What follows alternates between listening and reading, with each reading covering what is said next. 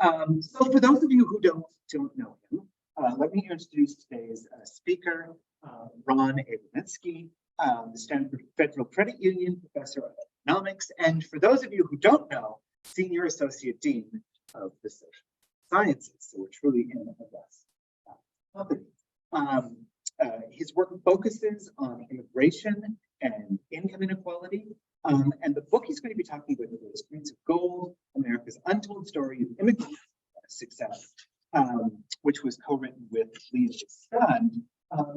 His economic policy research moves into computational analysis and big data, things that are familiar to us both on the digital humanities side as well as on the information science side.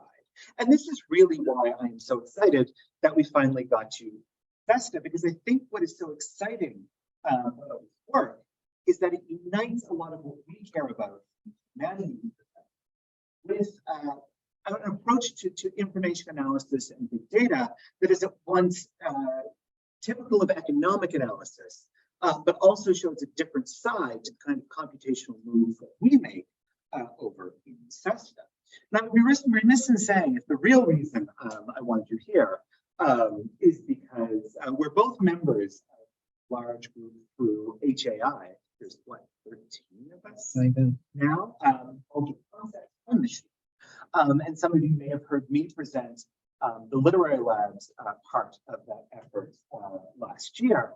But Ron is running his own aspect of that very large project, which has just been published in an article entitled Computational Analysis of 140 Years of U.S. Political Speeches Reveals More Positive but Increasingly Polarized Framing of Immigration. And that work, I think, showcases particularly why there are so many intersectional but also very reasons for us coming together like this and talking with you. Because in that article, which is a project done with Dallas Card, Serena Cheng, William Mendelson, Rob Boyd, Lee Bustan, and Dan Jurafsky, the group uses machine learning, a very large language model, to train a classifier on a large sample of annotated sentences to explore how rhetoric towards immigrants has changed over the past 140 years, looking at both how groups are talked about, how the political parties split on the subject of immigration, and how different immigrant groups are talked about differently. And the reason why I find this kind of research, both in this book and in the article, so exciting is, as I said, it mixes the kind of large-scale data-driven analysis that is a cornerstone of economics research with the kind of language-attentive research that I think very much marks what we do here at CESTA. I think the exciting thing about Ron's work and about the grant that we're part of altogether is that it provides these kind of opportunities to bridge between the social sciences who are used to working with information in ways that we are not, but who also work with information differently than we do, towards hopefully a kind of future where we can do more of this kind of collaboration and see these points of contact for what we do.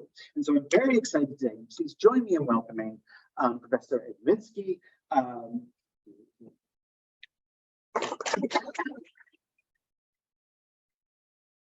Well, thank you for this very kind introduction, and thank you very much for inviting me. I'm excited to be here.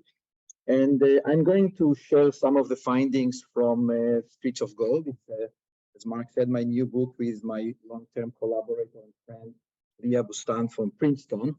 And the idea of what motivated us to write the book is to bring data and long-term perspective on the immigration debate, which is often discussed with fear and with anecdotes rather than with evidence and facts. Much of the book is comparing the experience of immigrants today with the experience of immigrants in the past. Some of those you see in the picture here in the book cover, a few of the 30 million immigrants who came from Europe to the United States during the late 19th and early 20th century. We often refer to this period as a period of open borders, but we have to remember that borders were not really open, and the 1882 Chinese Exclusion Act was the first law in the United States that excluded members of a particular group from entering the United States. But borders were nearly open to European immigrants. And the immigrants that you see here, many of them came through Ellis Island. None of them required a visa or passport to enter the United States, nor did they have to show that they have a job waiting for them or a family member waiting for them. Unless they came with a disease that can perceive to spread, they were allowed to enter. And so we often hear this nostalgic view that these past European immigrants were terrific. They assimilated very quickly. They assimilated both into the economy and into the US culture. They gave up their identity. And that's very much in contrast with immigrant groups today who are, for some reason, not able or not willing to assimilate and integrate into the US economy and society. And this is where the phrase "feet of gold" came from. It was a shorthand of this idea that these past European immigrants could come here with nothing and then move very quickly from rags to riches. But of course, we chose the title for a different reason. An Italian immigrant in the 1903, said something like, "I came to America because I heard that the streets there were paved with gold. But when I got here, I found out three things. First, the streets were not paved with gold. Second, they were not paved at all. And third, I was the one expected to pave them." So that's what we wanted to capture with this book. We felt it captures beautifully what we are trying to do in this research we are doing over the last 15 years. We build big new data sets to reassess our common myths about immigration and the American dream over 2 centuries. And so questions like, is it really true that there is an unprecedented flood of immigration today? Is it really true that this Ellis Island European generation rose very quickly from rags to riches? Is it really true, but immigrants today are not successful and are going to be depending in many countries they come from, are going to be stuck in a permanent underclass? Is it really true that immigrants do not even try to become American these days? And is it really true that immigrants are more likely to commit crimes than the US born? And is it really true that immigrant success necessarily come at the expense of the US born? They steal their jobs, they reduce their wages, and so on. And so there is no way I'm going to, talk about all of this here. Instead, I picked 1 or 2 themes. I'm happy though, and I'm not going to lecture at you for 1 hour and a half or something. My plan is to talk for maybe 30 minutes or something like that, and then open it up for discussion, just show you a glimpse of a couple of the ideas in the book. But then I'm happy to talk about any aspect any aspect of the work, more technical, less technical, whatever you're up to. So to give you a sense, I know you know some of my work with on the text analysis, but I want to give you a sense of how we collected some of the other data. So to get a sense of how we collected the data on immigrants in the past, you can think of us like the curious grandchildren searching branches of their family trees, but multiply these efforts by millions. So census data become publicly available with all identifying information 72 years after it is taken. So today we have access to all the censuses going back to 1940. This year, the 1950 census is going to be available as well. Again, the idea is, when most of the observations are dead, we don't have, to worry that much about confidentiality, allowing people to search for their ancestors and researchers to dig deeper into some of these questions. And so we started by digging through websites from 15 years ago, Ancestry.com, Family Search, and we thought, if we could find our own ancestors, so here's just some examples of my own great uncles, why can't we find 10 families or 100 families or 1,000 families or 1,000,000 families or all immigrant families? And then we automated some of these searches so we can follow millions of immigrants and their children over time. So we follow immigrants and their children across population censuses, looking them up in 1900, 1910, 1920, 1930. And once we collect this data, we can ask the questions. Well, is it really true that they came with nothing and moved up the occupational ladder? Is it really true that they didn't assimilate? How was their experience like? We also, but in addition to this kind of census work, we also, and I'm happy to talk about linking censuses and all technical aspects of that if that's of interest in the Q&A part. We also listened to thousands of immigrant interviews and congressional speeches, and used the linguistic tools and machine learning to analyze systematically this text, and so on. And so with this new data, we can then reassess some of the common myths about immigration. So this is just an example of my own family. It's not selected at random. This is my own family. So these are my two of my great uncles who came to the US from Europe in the early 1900s.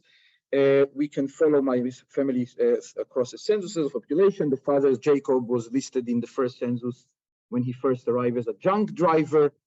Then a few years later as a spotter, someone who looked for imperfections in women's silk in the dry cleaning industry. Then their son, Lester, the oldest son, became a lawyer. The son, Melvin, who literally adopted me when I came to do my PhD in Chicago, became a doctor. And that is roughly a very similar pattern of what we find in many of these families.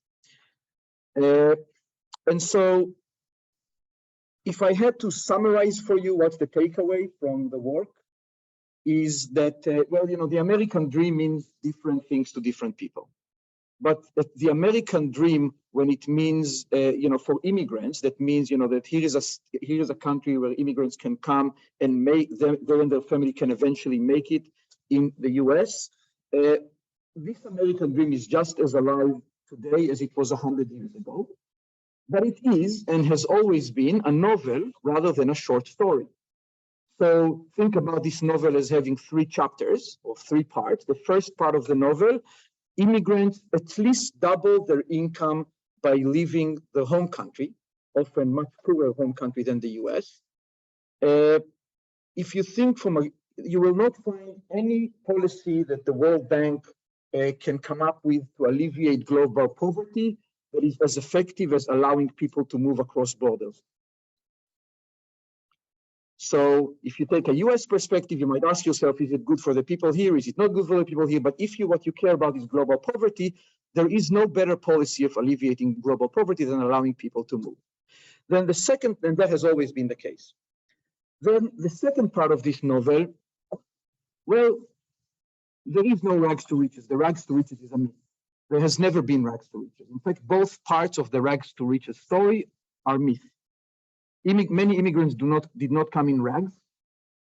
Many of them had skills that allowed them to work right away in high-paying jobs, and they were successful more than the US-born in the labor markets throughout their lifetimes. Other immigrants did come in rags, but then they didn't move to riches within their lifetime, and 30 years later, many of our immigrants continue to work in manual jobs. And in low-paying jobs. But then the third part of the novel is that the children of immigrants rise from almost every country we can look at, and both in the past and today, and to similar degrees.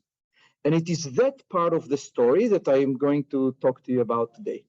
But I'm happy to answer any of the questions of the other. Give you a little bit of perspective. US history in 3 minutes, US immigration history in 2 minutes. Today, there are 45 million immigrants in the US. What do I mean by immigrants? Is people in the US who were born in another country, 11 million of whom are undocumented. About 1 in 7 residents in the US, or 14% of the population, are immigrants, first-generation immigrants. Is this the highest share of immigrants in the US population ever, like many people would have you believe? The answer is absolutely not. Immigration during the age of mass migration between 1850 and 1914, immigrants accounted for 14% of the population for 50 years. Then in the 1920s, this period of open borders came to an end, first with a literacy test for entry in 1917, followed by strict country-specific quotas that heavily favored immigrants from Western and Northern Europe over immigrants from Southern and Eastern Europe. And immigration declined from something like more than 1 million per year to about 150,000 per year within a couple of years. Then in the interwar period, we see very little migration, with some important exceptions, of course, like individuals displaced by the Second World War, the Bracero guest programs, and so on. But overall, immigration remained low all the way to the 1960s, when immigrants accounted for 5% of the population. And then the Immigration and Nationality Act of 1965, which came in the midst of the civil rights movement, abolished the quotas based on country of origin and increased immigration quotas substantially to today to about 675,000 per year. But of course, the demand for immigration is larger than the number of visas that we issue. And this gave rise to millions of undocumented immigrants, which is a concept that did not really exist in the past because all immigrants were allowed to enter legally in the US. When you think about where immigrants come from, if you looked at the country in the 1850s and 1860s, 90% of immigrants were from Northern Europe, like the British Isles, Germany, Scandinavian countries, and so on. By the time the border closed in the 1920s, about 45, around 1890, immigrants from Southern and Eastern Europe, like Russia and Italy, started to come in larger numbers, so that by the time the border closed in the 1920s, about 45% of immigrants were from Southern and Eastern Europe. And then, of course, today, Europe is no longer a main sending region of immigrants. As you all know, it's a receiving region of immigrants, and 75% of immigrants to the United States are coming from Latin America, mainly Mexico, and from Asia. Now, let me zoom in on one aspect that I find that I especially like in this, one of my favorite findings in this book or in this work. So we find that the children of immigrants rise, so that they catch up even after having been raised in poorer families is already impressive. But now consider what happens when we compare children raised in families with similar earnings. And let's focus on children growing up in the bottom 25th percentile of the income distribution. What does it mean? Today, this is the equivalent of $31,000 per year earnings. So think about it like somebody growing up to a family where both parents work full-time for minimum wage jobs. For the past, what we do is we look at our linked census, right? So I told you, I can link people over time. I can link the parents and then their children over time. And now I create father, sons, and links. And so now I can see the circumstances that the child grew up in and whether he was born abroad or in the United States, and then how well the children are doing. I can do the same thing for US. And for the present, we'll use tax records linked to population census on the entire US population. And what we find when we do this apples to apples comparison is quite striking. The children of immigrants are able to move beyond the economic positions of their parents, more so than the children of the US born. And this mobility advantage shows up in every historical period that we can look at, and from nearly every sending country. And it is particularly strong for people who grow up in poverty. So I could show you, for example, now, to do it, I could show you my own beautiful graphs, but I think it will be more telling, more nice to show you, and I will now do something that I will regret. I will stop sharing my own screen. Instead, I will go to the web. Screen sharing has stopped because the external display is disconnected. That's what Zoom tells me. So we have to check with our Zoom people if they can still see my screen. Do you know if they can see my screen? You cannot see the screen? So if you cannot see the screen, why don't I go to Zoom and I will do share screen again, and then I will go directly to that screen. Can you see the screen now? Yeah. Perfect. So I had a very humbling experience with the New York Times. They wanted to write about these findings of the book, and they said that they want to visualize it. And I said, oh, that's terrific. I've created some beautiful looking graphs. Why don't I share them with you and you can post them in the New York Times? And they politely told me that they want the underlying data, that they are fine with their own visualization. And let me show you what they did with this. So again, think about People, naturally they focus on today rather than the past. These are children growing up in the 1980s, and you can see 5 stairs. So these people growing up in the bottom 20th percentile of the income distribution, so even less than $31,000 per year. And in green, you see the children of immigrants, and in orange, you see the children born in the US.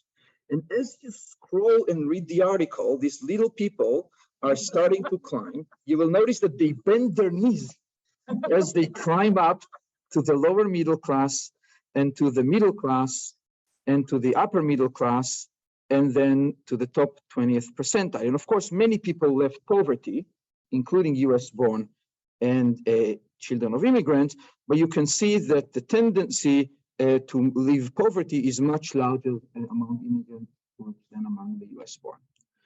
So going back to my boring presentation, and let's see if we can do it. Of course, you can ask yourself, can the Zoom people see it still? Can't? All right, let's do it. So I go out. I go to the Zoom. I can do it.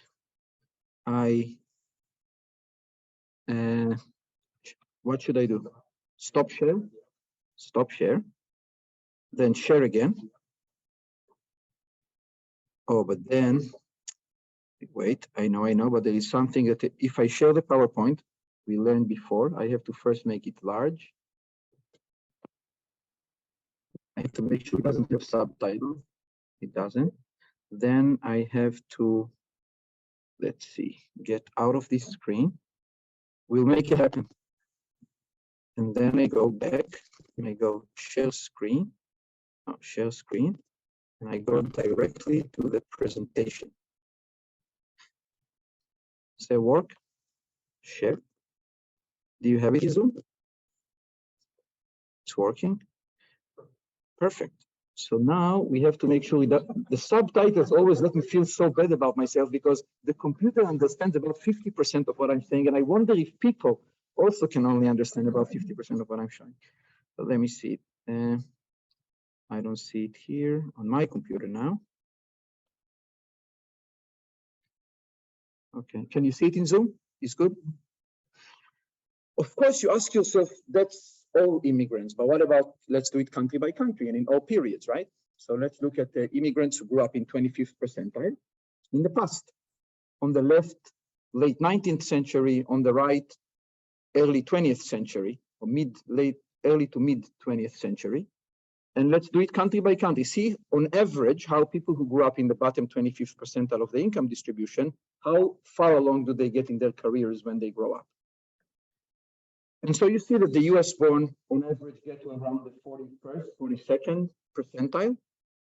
But you can see that in the past, the children of poor immigrants from nearly every sending country were more upwardly mobile than the children of the US born. I especially find always ironic that Norway is one of the exceptions. I find it to be a very interesting lesson from our book. Because you see, one president not so long ago said something like, why don't Norwegians come here more often? Why do we get only immigrants from these poor countries? Why don't we have Norwegians come here more often? Well, when Norway was a poor country, they did come here more often. In fact, more than 20% of the Norwegian population moved to the United States. And guess what? They were not doing that well when they came.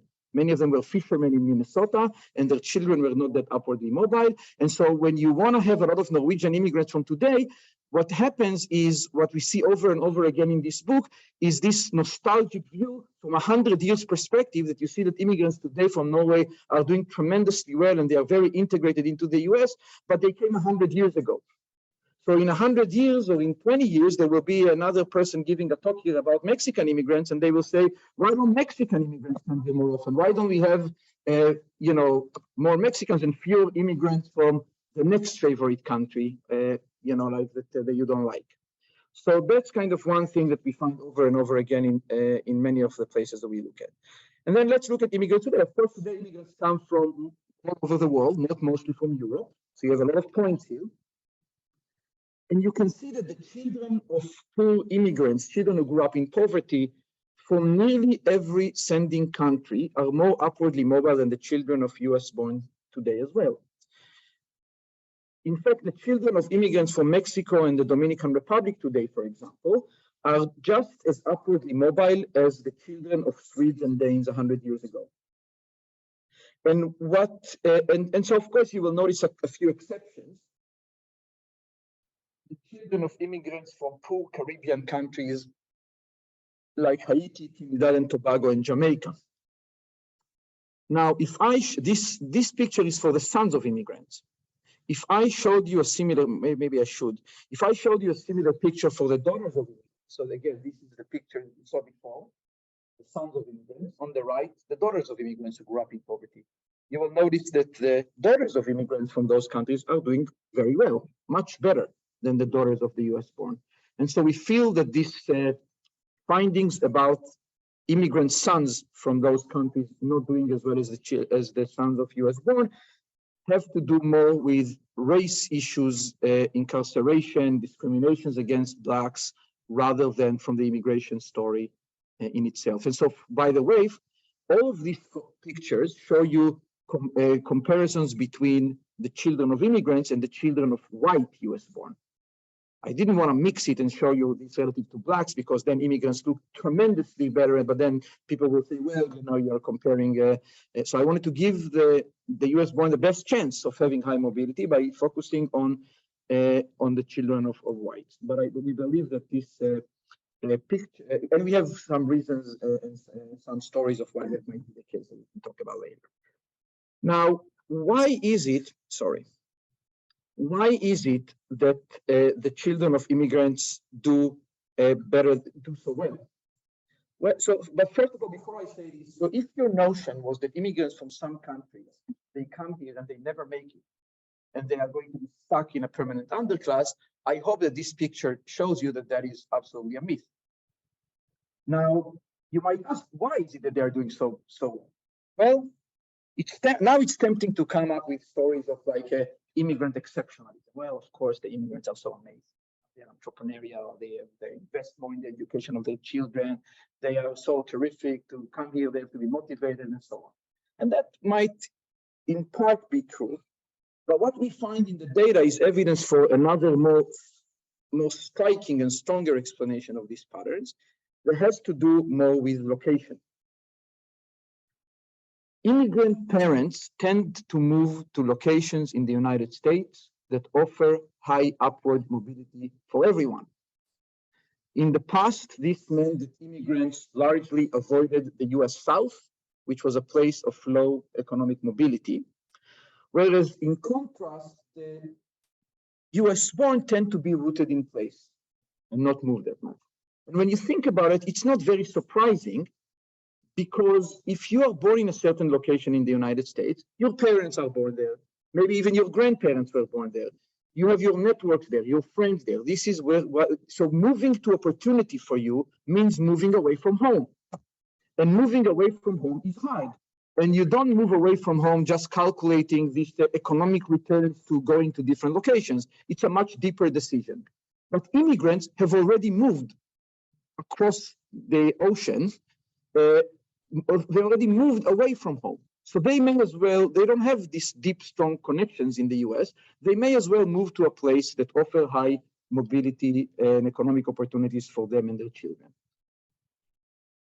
And I can talk about some of these differences by country, but I may leave it because I want to show you a couple of things, and I want to stop talking very soon to make this a discussion.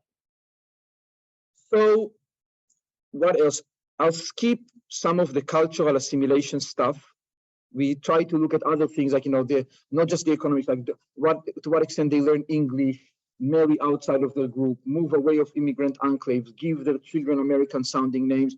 In all the measures that we look at, we find substantial cultural assimilation into the general US culture, both in the past and today. We also find that culture is a two-way thing, so immigrants also enrich the culture of the place that they come to, but I will skip that. If there is interest, I'm happy to talk more about it in the Q&A. Let me skip also let me maybe end this with some of the stuff that you mentioned.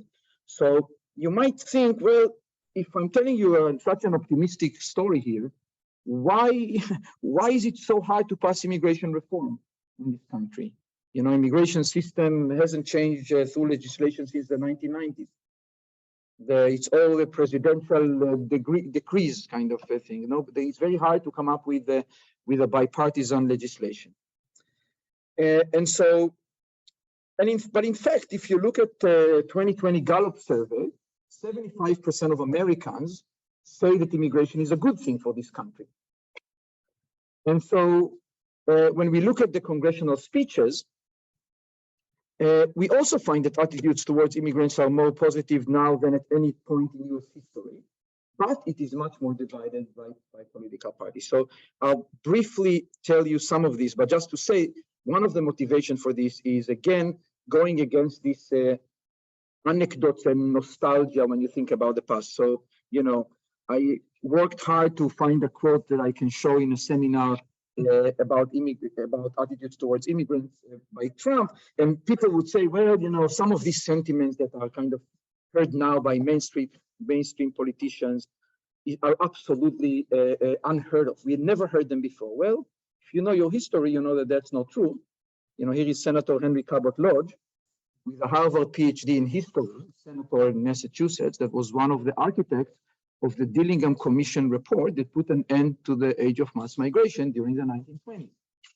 And he says, you know, immigrants are from races most alien to the body of the American people and from the lowest and most illiterate classes of these races. But of course, then you're like, well, but that's also an anecdote. So why don't we look at this more systematically? And this is the work that Mark was talking about with a really incredible group of computational linguists here at Stanford. We had a wonderful collaboration, used the full corpus of speeches from 1870 to the present, more than 8 million speeches, about 200,000 of which about immigration. And so our research team read through many hundreds of speeches in all, you know, in all time periods. That's how we got started, and we classified the speeches either positive or negative or neutral about immigration. But because, as you all know, there are too many congressional speeches to have one person or even a whole team read them all, we used machine learning to scale up the information from the human readers. So basically, essentially, we help the computer learn from the sample of human coders by hand which words indicated the speech is positive or negative or neutral. We do other things that I may or may not talk about. But what we find is that the attitudes towards immigrants in congressional speeches today are more positive than at almost any time in US history, even if they are increasingly polarized by political parties. So red is Republicans in this graph, blue Democrats, black is the average. So attitudes, and the reason is very simple. Attitudes towards immigrants were uniformly negative before the 1920s. It would be very hard for you to find anybody say anything positive about immigrants in the 1920s. But then attitudes shifted to mostly positive within a single generation, from right after the Second World War to about 1965. And one thing that we find especially striking and encouraging for immigrants, I guess, is that the positive sentiments towards immigrants continued in recent decades, even after the border reopened in 1965 and immigrants increasingly came from Latin America and Asia instead of from Europe.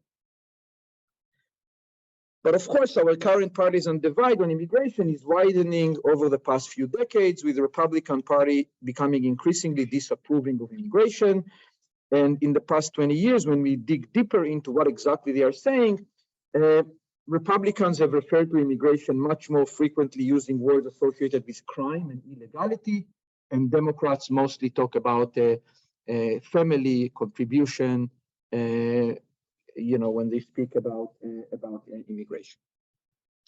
We also find some strikingly worrying similarities in negative speeches between the language used to talk about Chinese in the past and the language used to talk about Mexicans today. And so we are now doing a little bit of a deeper dive into the Chinese immigration experience over time, with both oral, including not just congressional speeches, but also media mentions, congressional records, oral histories, and things like that. And so, maybe I really want to stop talking. Interestingly, when they speak about labor and economic issues today, Republicans and Democrats sounds very similar. It's really only when they talk about culture and other things that they differ quite a bit. I will not say a word on the immigrants stealing jobs. I really want to stop talking. So I will not show you the new results we have on immigration and incarceration. I think, if you wanted to, I can talk more later about immigration and incarceration. I can talk about refugees and how we use data that we found in Ellis Island.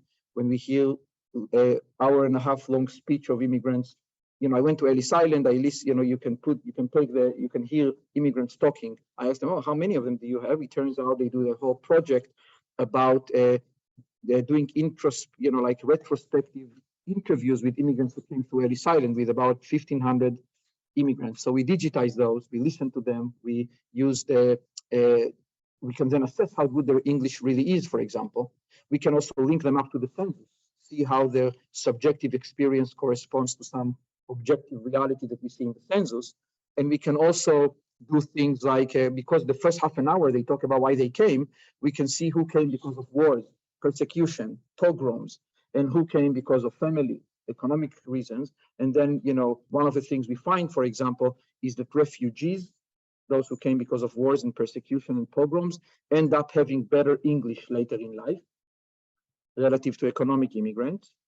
That is consistent with the idea that when you are a refugee, you have nowhere to go back to. You have all the incentives in the world to make it work in your new country. We find this. We have these findings even if we focus on. We don't just compare Germans with Russians. Even when we look at Russians, Jews, for example, some of whom came because of economic reasons, some of whom came because of pogroms. Even there, we find that the ones who came as refugees end up speaking better later in life. We also, when we link this to the census, we find that the ability to speak English, as we measure in this accent and how complicated the structure of the language is a very strong prediction of their incomes, more stronger than years of education and many other things. But I have to shut up now, I think, and stop talking. So I just stop talking. Yeah, that's